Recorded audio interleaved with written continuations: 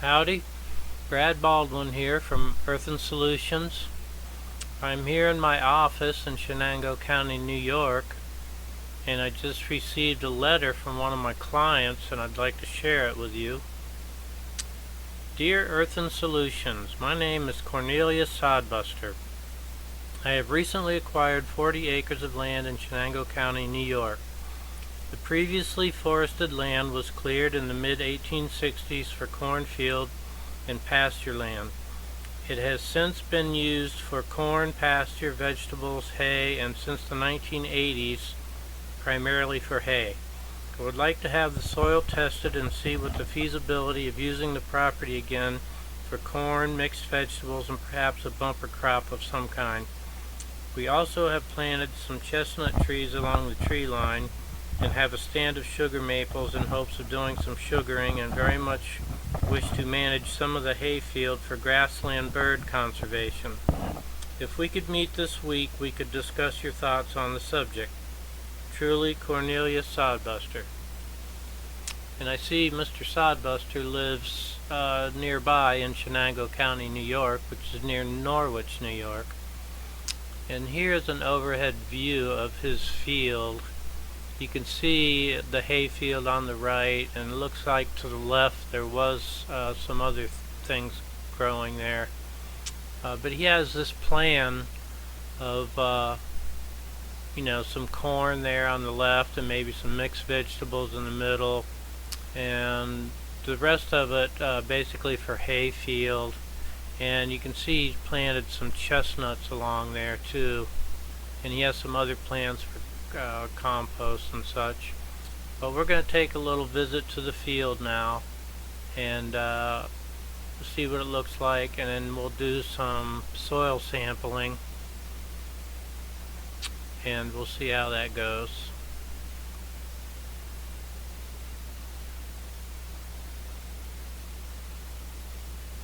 This is in about mid-May when we took a look at this.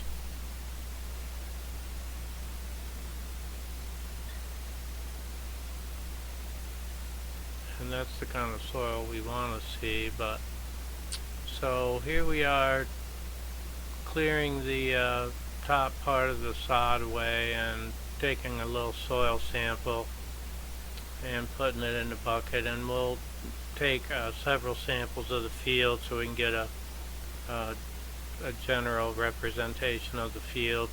And here we're going to check the hardness of the surface soil with a penetrometer, and then another one at 18 inches because the soil has got some compaction, obviously, from the haying equipment driving over it for years.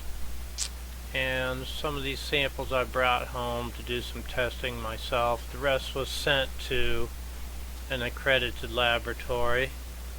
And here's part of the assessment report. It's unfinished because we haven't finished doing all of our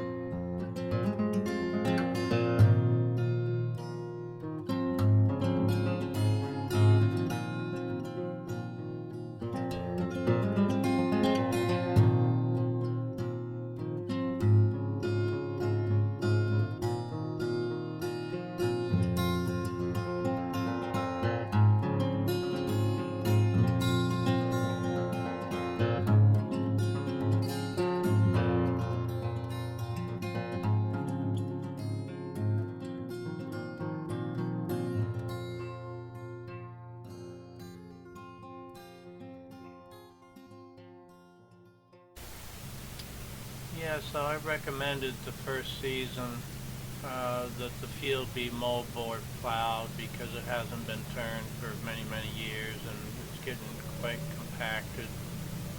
Uh, so this shows a farmer doing that. There's a nice video I wanted to share. Um, and then we will, try to phase into the no-till practices. And this shows him planting corn right now. And this field looks a little muddy right here, but next time it will be leaving the residues on there. And I just wanted to show you the close-up of this planter. It's a pretty interesting machine. And you can see it.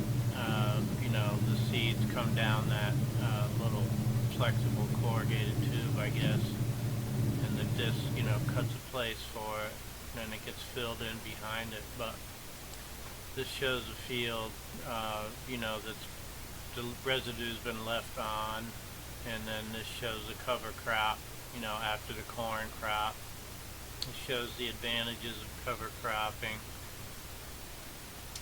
And this is watching corn grow, because it does take a few months for it to grow. So, and then when that's all ready, then you got somebody there that's chucking corn at me, I guess. And then here's some vegetables being harvested. And thank you very much from Mr. Sodbuster to Earthen Solutions. We appreciate your help, sir.